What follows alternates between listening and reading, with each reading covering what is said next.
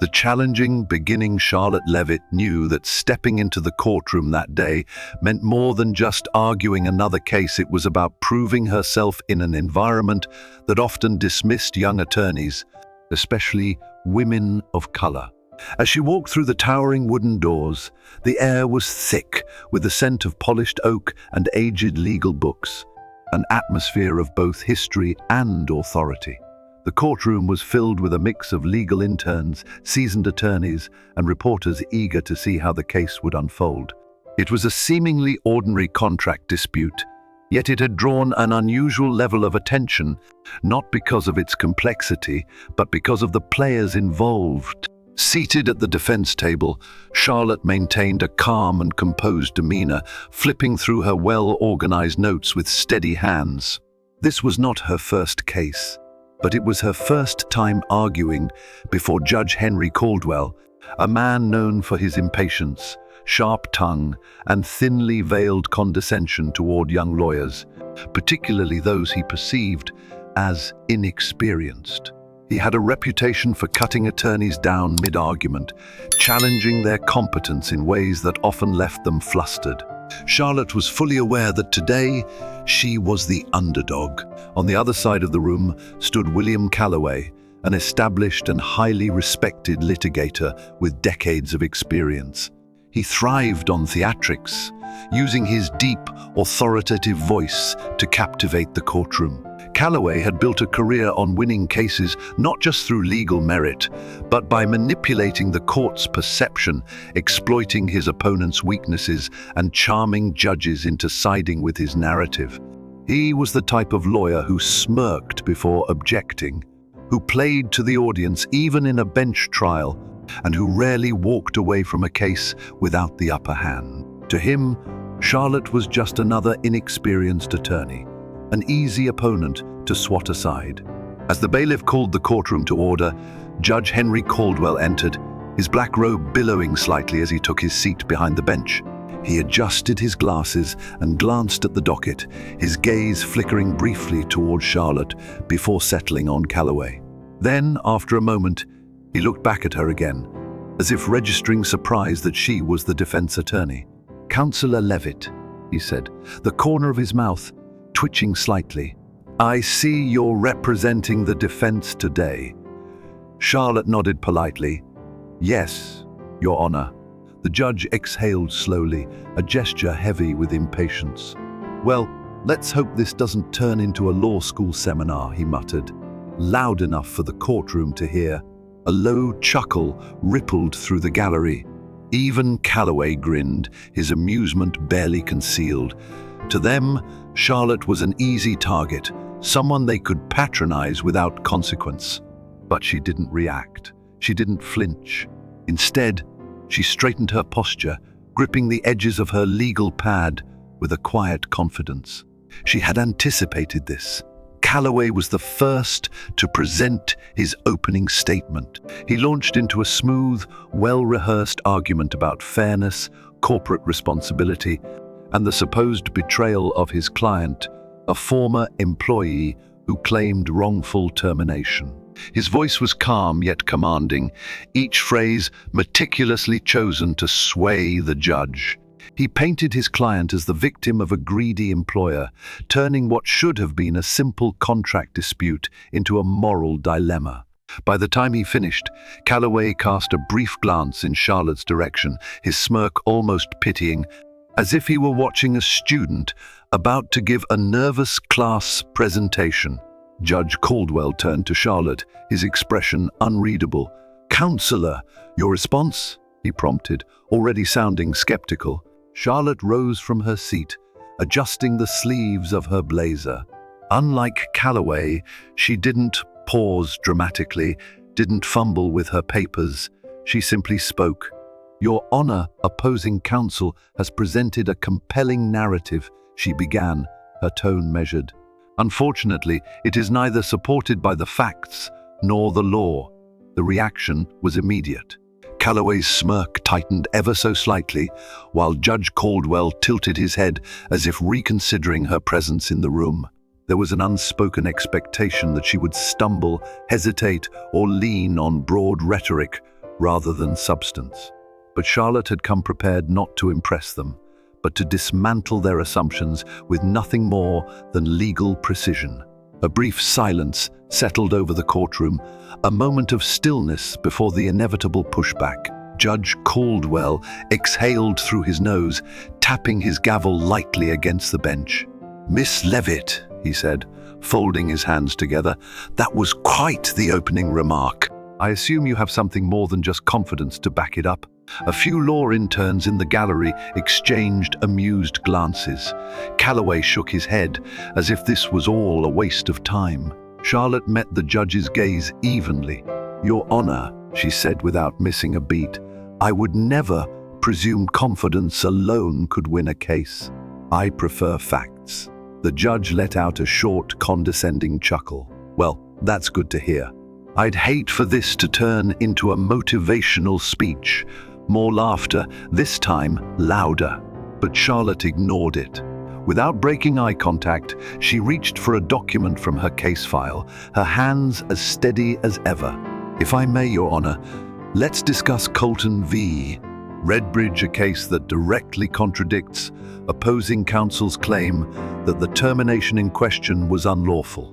Calloway scoffed audibly, his confidence unwavering. "That case doesn't apply here," he dismissed. "The circumstances are entirely different." Charlotte finally turned to face him fully, her expression neutral. "That's incorrect. The precedent is directly relevant because the ruling hinged on a key factor, the presence of a contractual clause limiting termination discretion, which in this case also exists." For the first time that morning, Calloway blinked, momentarily caught off guard. Judge Caldwell, meanwhile, remained motionless, though his fingers tapped idly against the bench, his telltale sign of consideration. Miss Levitt had his attention now. From the moment Charlotte Levitt stepped into the courtroom, she could feel the weight of underestimation pressing down on her.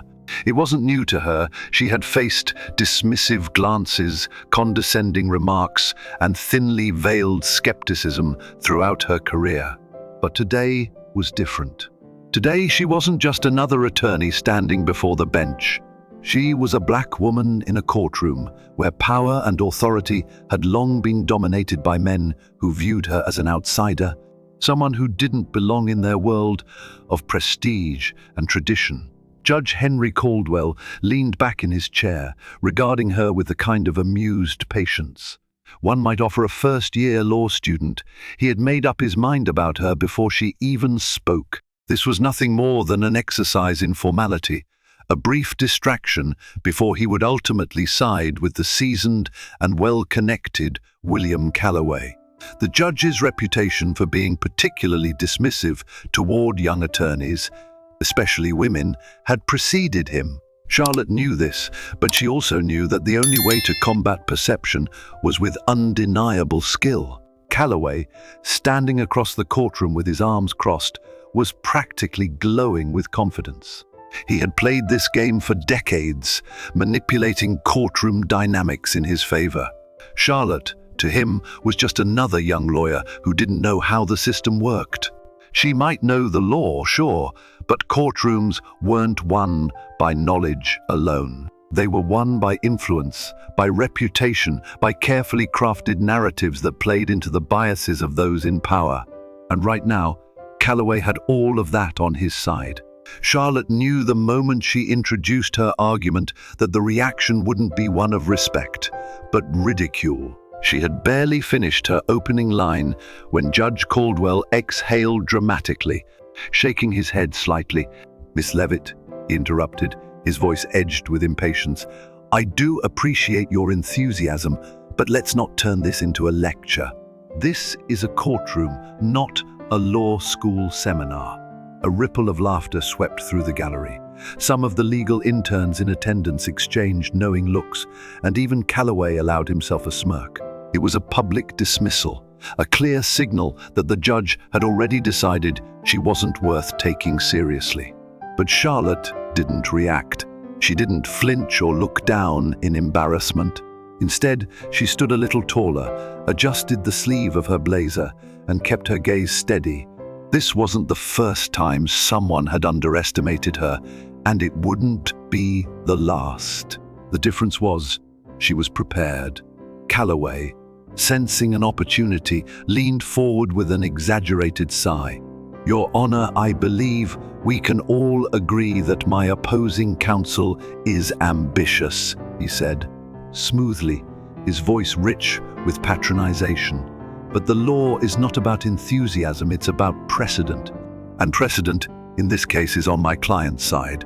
The courtroom chuckled again, as if it had already decided the outcome. Charlotte, however, simply tilted her head slightly, as if weighing his words. She took a measured breath before responding. "Your Honor," she said evenly, "opposing counsel is correct that precedent is important. That's why I find it curious that he continues to misrepresent it." The laughter died instantly. Judge Caldwell's brows lifted slightly, and Calloway's smirk faltered just a fraction. The shift was subtle, but noticeable. Charlotte didn't wait for a response. She reached into her binder, flipping through neatly organized documents with the confidence of someone who had spent countless hours preparing for this exact moment. "If we are going to discuss precedent," she continued, her voice unwavering, "then let's do so accurately. Colton v. Redbridge directly contradicts opposing counsel's assertion that the termination in question was unlawful. In that case, the court ruled that an employer's discretion is limited by the contractual obligations they agreed to, regardless of at-will employment doctrine." Calloway let out a quiet scoff. "That case doesn't apply here," he said dismissively. "The circumstances are entirely different." Charlotte finally looked at him, meeting his gaze fully for the first time since the proceedings began. "That's incorrect," she replied smoothly. "The precedent is directly relevant because the ruling hinged on a key factor, the presence of a contractual clause limiting termination discretion, which in this case also exists." For the first time, Calloway hesitated. It was brief, a flicker of uncertainty that he quickly masked, but Charlotte had seen it. More importantly, so had Judge Caldwell. The judge's expression remained neutral, but his fingers had begun tapping idly against the bench, his telltale sign that he was, at the very least, reconsidering his assumptions about her. Calloway, unwilling to cede ground, attempted to reframe the argument. "Miss Levitt is selectively interpreting the law," he argued. "The fundamental principle of at-will employment remains intact unless explicitly stated otherwise." Charlotte didn't blink, which it was, she countered, pulling out another document, Burton v. Vance Corp. 2019, where the decision reinforced that at-will doctrine does not override clear contractual obligations. "Would you like me to list additional cases supporting this principle?" The courtroom grew noticeably quieter. Judge Caldwell adjusted his glasses, his expression unreadable. "Miss Levitt," he said finally, his tone less dismissive than before, "that's an impressive list of citations. But are you really suggesting that all of these cases eliminate the right of an employer to terminate an employee under at-will doctrine?" Charlotte nodded slightly. "No, Your Honor, I'm arguing that at-will employment does not override contractual specificity. If a contract explicitly limits termination conditions, then at-will doctrine doesn't apply unless the language allows for it.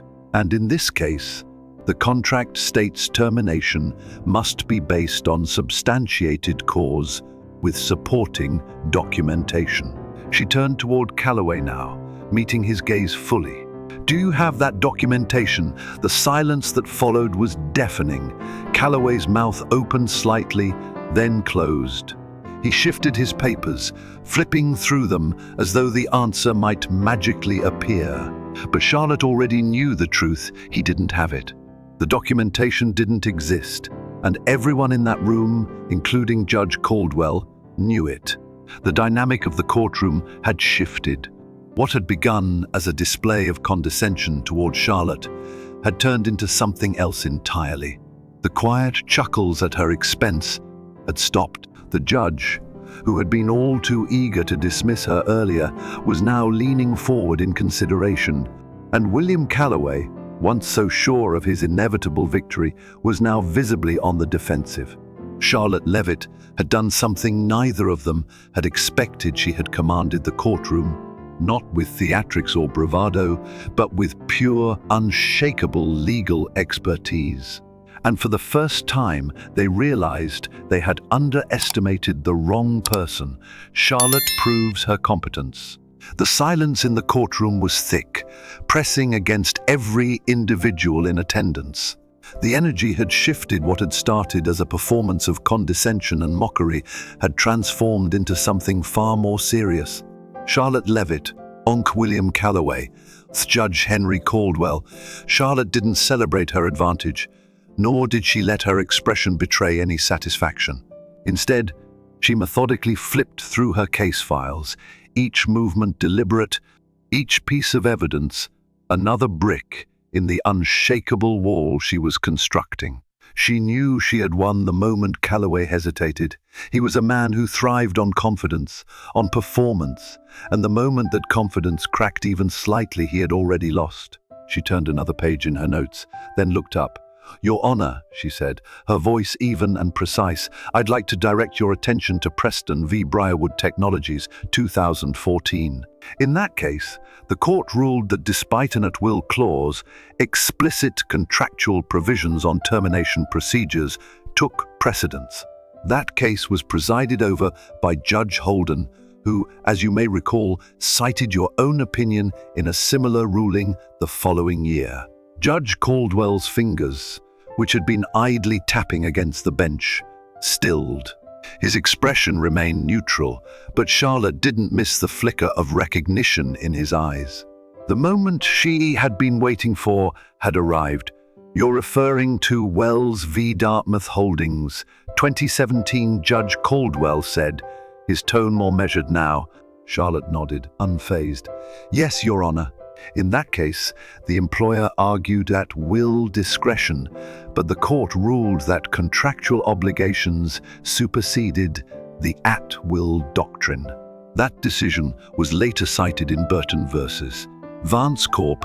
2019, reinforcing that at-will employment is not an absolute shield when clear contractual limitations exist." The room had gone completely silent. The gallery, which had once chuckled at Charlotte's expense, now watched with rapt attention. Even the legal interns, many of whom had entered the courtroom expecting nothing more than a routine case, were leaning forward, eyes darting between Charlotte and Judge Caldwell. Calloway, clearly aware of the courtroom's shifting perception, let out a quiet exhale before attempting to regain control. "Miss Levitt is cherry-picking cases," he argued, his voice slightly more clipped than before. "The fundamental principle of at-will employment has remained intact unless explicitly negated by contract." She's twisting the interpretation to fit her argument. Charlotte turned to him, her expression calm. "If that were true, then why does your client's contract contain a clause explicitly requiring substantiated cause with supporting documentation?" Calloway hesitated, his jaw tightening. He flipped through his notes, searching for an angle, some loophole he could exploit to maintain his narrative.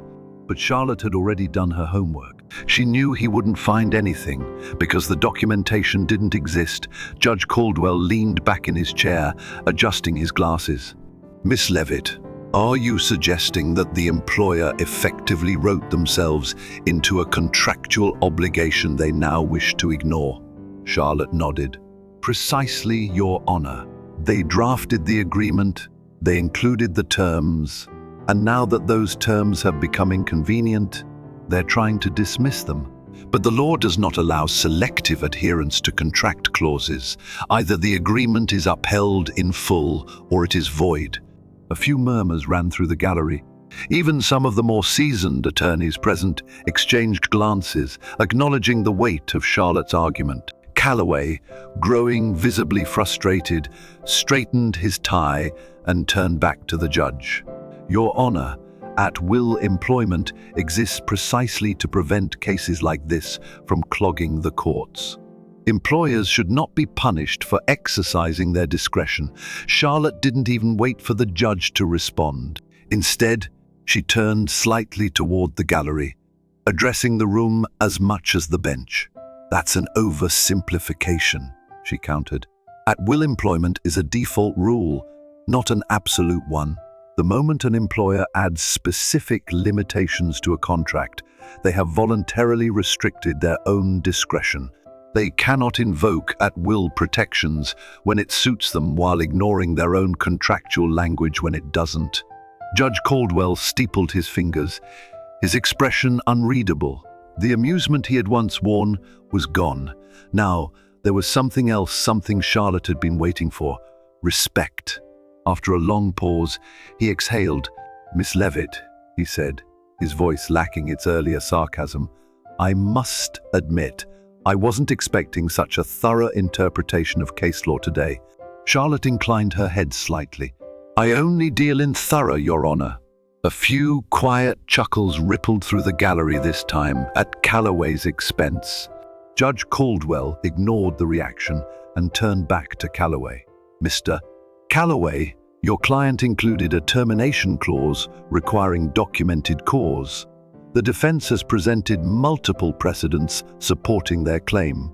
Do you have any evidence to contradict that?" Calloway's hesitation was damning. He opened his mouth, closed it, then exhaled sharply.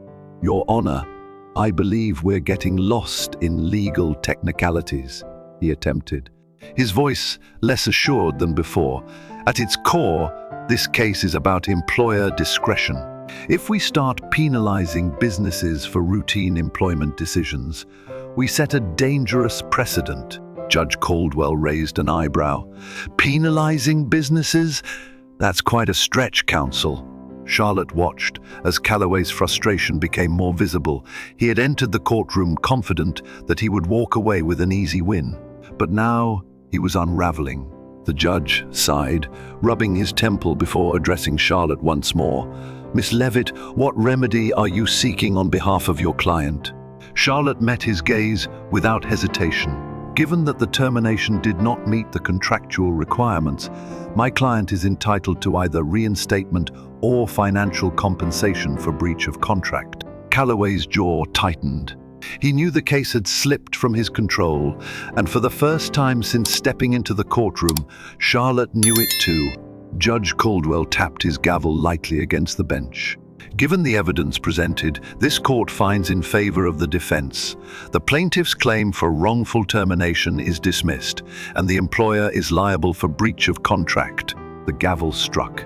The case was over, and Charlotte Levitt had just won the battle. No one thought she could. The turning point, Charlotte's decisive victory, the courtroom, once filled with hushed chuckles and dismissive glances, had undergone a remarkable transformation. No longer was Charlotte Levitt merely a young, underestimated attorney. She had turned the tables, seizing control of the narrative. Judge Henry Caldwell, her expressio. Across the room, William Calloway, Judge Caldwell, adjusted his glasses and exhaled, his earlier air of amusement now completely gone. He studied Charlotte with an expression that, for the first time, suggested he was seeing her as an equal. "Miss Levitt," he began, his tone lacking its previous condescension, "you've made a compelling case. I assume you're requesting relief on behalf of your client." Charlotte nodded. "Yes, Your Honor," she said smoothly. "Given that the termination did not meet the contractual requirements explicitly outlined in my client's agreement, the company is in breach of contract. Therefore, my client is entitled to either reinstatement or financial compensation." The weight of her words settled over the room. A few law interns exchanged impressed glances, and even the court reporter, who had remained impassive throughout, seemed to take note of the unexpected shift in momentum. Charlotte wasn't just holding her own, she was dictating the course of the proceedings. Calloway cleared his throat, forcing himself to recover. "Your Honor," he interjected, "if we allow this interpretation to stand, We set a dangerous precedent. Employers across the state will be burdened with excessive documentation requirements that make managing personnel nearly impossible. Judge Caldwell raised an eyebrow. Are you suggesting that employers should be free to disregard the contracts they draft? Calloway hesitated. No, of course not, he amended quickly. But at will, employment exists to prevent these kinds of disputes from clogging up the courts. Charlotte seized the opportunity. With all due respect, Your Honor, that argument fails on its face, she countered. At will employment is a default doctrine, not a loophole for companies to bypass contractual obligations. If an employer chooses to draft specific termination conditions, they are bound by them. Selective enforcement cannot be allowed simply because it's inconvenient. Silence. Calloway opened his mouth, then closed it. He shifted his papers, searching for a rebuttal, but he had none. The documentation Charlotte had demanded, the proof that the termination was justified, simply didn't exist. Judge Caldwell exhaled deeply and sat back in his chair. The courtroom, once lively with quiet mockery, was now still. Everyone was waiting for his decision, but at this point, the outcome was inevitable. Charlotte had dismantled Calloway's case piece by piece, not with theatrics, but with cold, hard fact. After a long pause, the judge finally spoke. "Miss Levitt is correct," he said, his voice measured. "At-will employment does not supersede explicit contractual provisions. The employer in question voluntarily limited its own discretion by including a termination clause requiring substantiated cause. There is no documented evidence to support their decision to terminate the employee." Calloway's jaw tightened. Judge Caldwell picked up his gavel. Given the failure to meet contractual termination conditions, this court finds in favor of the defense. The plaintiff's claim for wrongful termination is dismissed, and the employer is liable for breach of contract. We will reconvene to determine appropriate compensation. The gavel struck. It was over. The reaction was immediate. Whispers spread through the gallery, some stunned, some impressed. Calloway stiffened, knowing that the courtroom had just witnessed something he hadn't anticipated. Charlotte Levitt had won. As Charlotte gathered her files, she felt a lingering gaze. She looked up to see Judge Caldwell still at the bench, watching her with an expression she hadn't expected, not frustration, not skepticism, but something far more telling, respect. "You'll do well in this profession, Miss Levitt," he said after a beat, his tone no longer dismissive. Then, with the faintest hint of a smile, he added, "Just try not to make too many old judges feel stupid along the way." Charlotte allowed herself a small, controlled smile. "I'll do my best, Your Honor." With that, she turned, walking out of the courtroom with the same steady confidence she had entered with, except now everyone knew exactly who she was.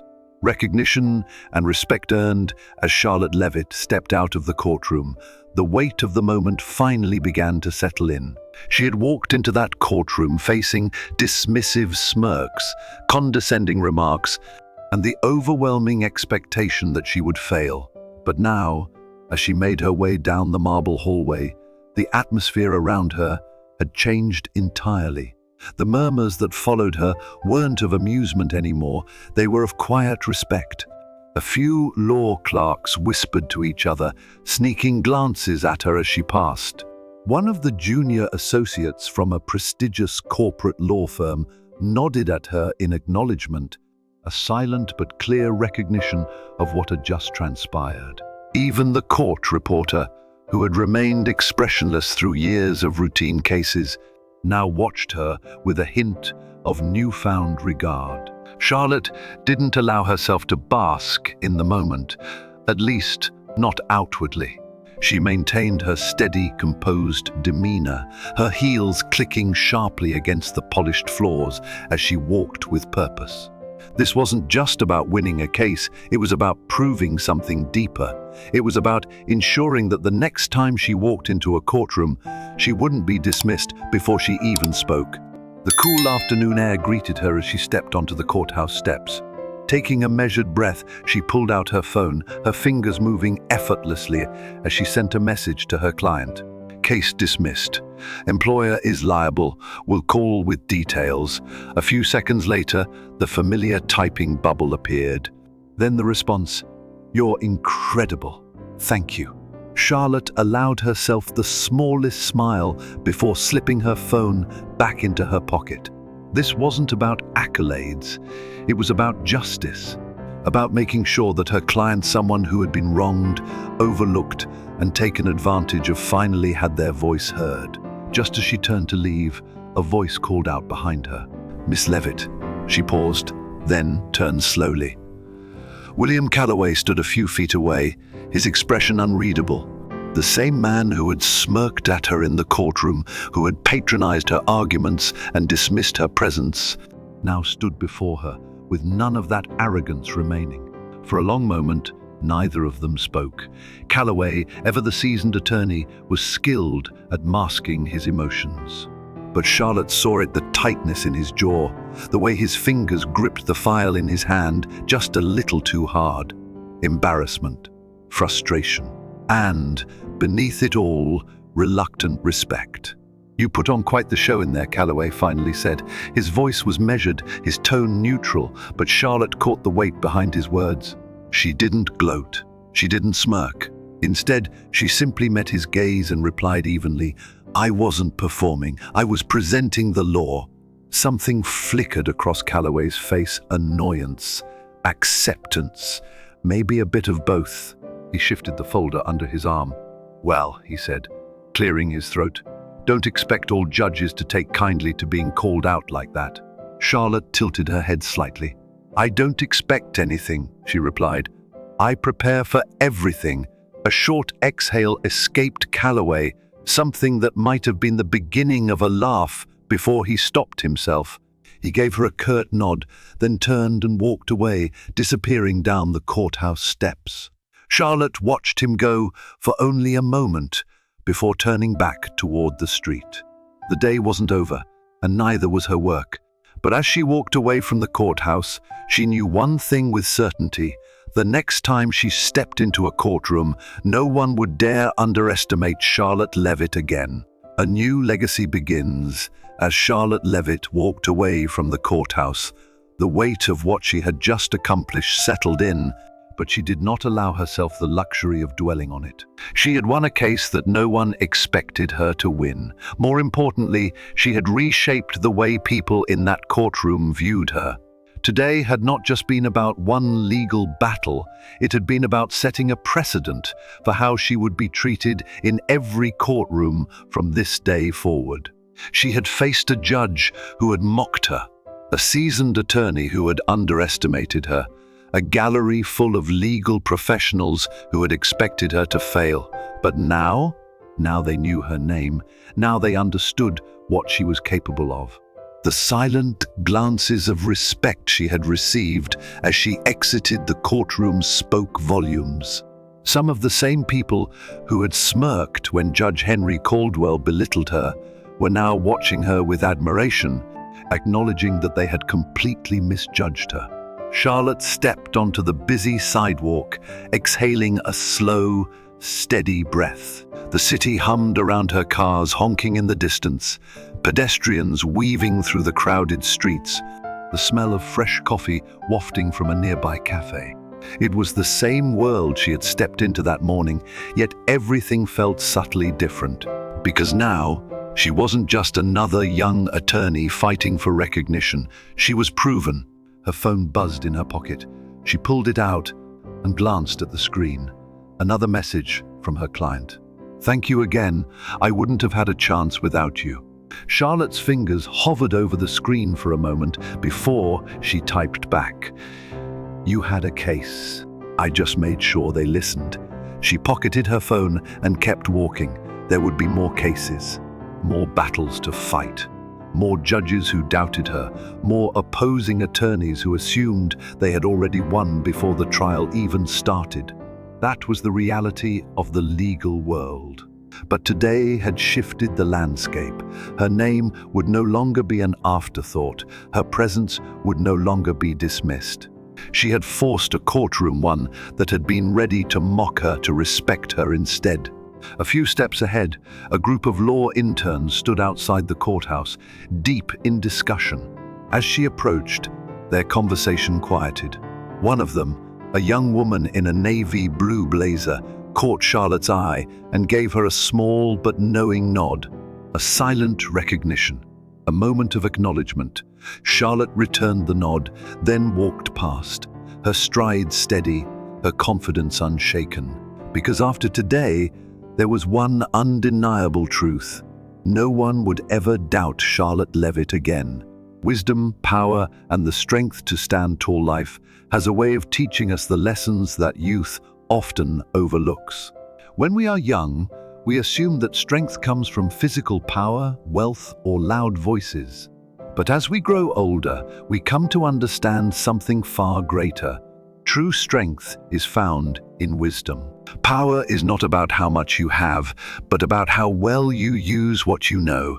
Patience, resilience, and knowledge will always outlast arrogance and force. Yet, in a world that moves fast, we often find ourselves pushed to the background, as if our voices no longer matter. But the truth is, the world still needs us. Because with age comes wisdom, and wisdom is the most powerful force there is, the power of knowledge and experience.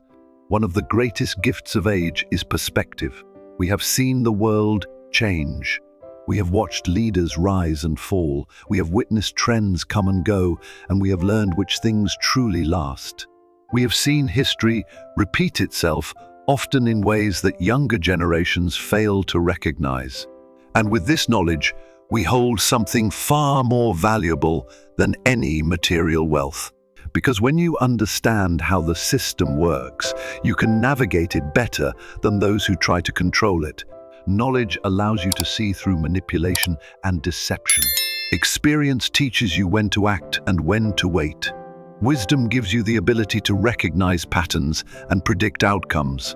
The world may not always acknowledge it, but those who have lived the longest have the most to teach. Why speaking up matters even when the world ignores you.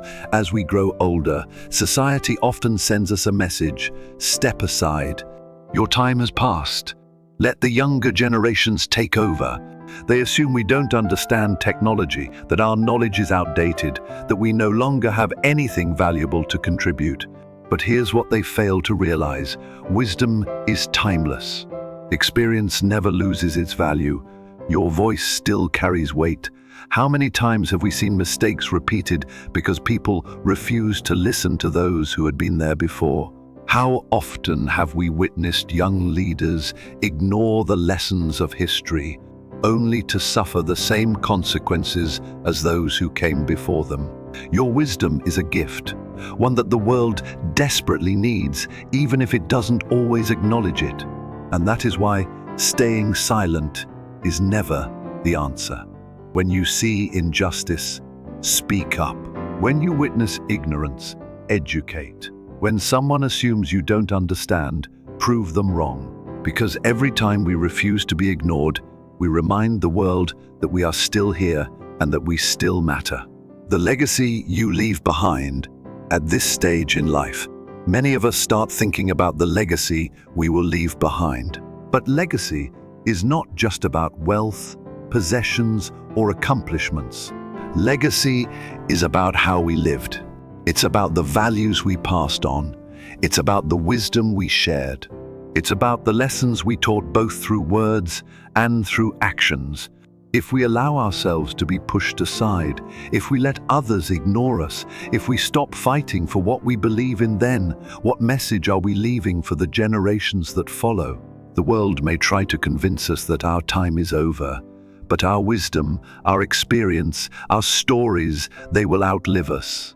And that is why we must continue to speak, to teach, and to lead. Because the greatest impact we will ever make is not in what we owned, but in what we shared. A final thought: you still have power. If there is one thing to take away from this, it is this: you are not invisible. You are not forgotten. You still hold knowledge and wisdom that the world needs. Your story, your voice, your experiences, they all still have meaning. So don't let the world tell you otherwise. Because the moment we stop believing in our own value is the moment we allow others to ignore it too. Let's keep this conversation going. If this message resonates with you, let's continue the discussion. Like this video if you believe that wisdom and experience still matter. Comment below, share a lesson you've learned in life that you think younger generations need to hear. Subscribe to the channel for more powerful stories and lessons. Share this video with friends and family, because wisdom only grows stronger when it is passed on. Your voice matters. Your story is still being written, and the world still needs to hear it.